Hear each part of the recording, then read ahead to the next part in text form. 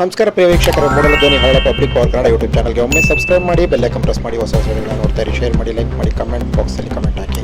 ಕರ್ನಾಟಕ ತುಮಕೂರು ಜಿಲ್ಲೆ ಪಾವಗಡ ಆಂಧ್ರ ಗಡಿ ಭಾಗದಲ್ಲಿರುವಂತಹ ಪಾವಗಡ ಪಟ್ಟಣದಲ್ಲಿರುವಂತಹ ಶ್ರೀ ಶನೇಶ್ವರ ಗರ್ಭಗುಡಿಯಲ್ಲಿ ಬಂಗಾರದಿಂದ ಕೂಡಿರುವಂತಹ ಶನೇಶ್ವರ ಮೂರ್ತಿಯನ್ನು ಬಹಳ ಅದ್ಭುತವಾಗಿ ಇಲ್ಲಿ ಮಾಡಲಾಗಿದೆ ಮತ್ತು ದೇವಸ್ಥಾನ ಪ್ರತಿಷ್ಠಾಪನೆ ಮಾಡಲಾಗಿದೆ. ಪಂಚಲೋಹದಿಂದ ಇಡೀ ದೇವಸ್ಥಾನವನ್ನು ಸುಂದರವಾಗಿ ಮೂರ್ತಿಗಳನ್ನು ಇಲ್ಲಿ ಮತ್ತು ದೇವಸ್ಥಾನವನ್ನು ಶೃಂಗಾರ ಮಾಡಿದ್ದಾರೆ ಕೆತ್ತನೆಯಲ್ಲಿ.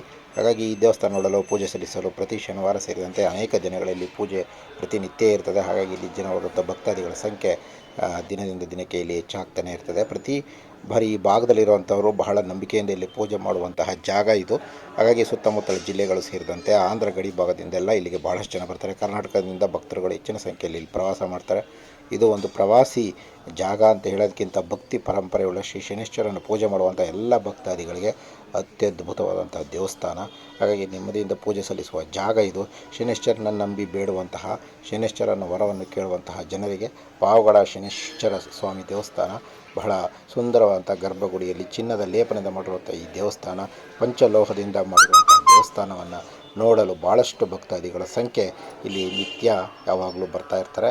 ಹಾಗೆ ಇಲ್ಲಿ ಪೂಜೆ ಸಲ್ಲಿಸಲು ಯಾವುದೇ ಕೂಡ ಅಡ್ಡಿಯಿಂದ ಹೋಗಿ ಕೈ ಮುಗಿದು ದೂರದಿಂದ ಶನೇಶ್ವರನನ್ನು ನೋಡುವಂತಹ ಭಾಗ್ಯವನ್ನು ಇಲ್ಲಿ ಕಲ್ಪಿಸಲಾಗಿದೆ. ಬನ್ನಿ ಒಂದ್ಸರಿ ಪೂಜೆ ಸಲ್ಲಿಸಿ.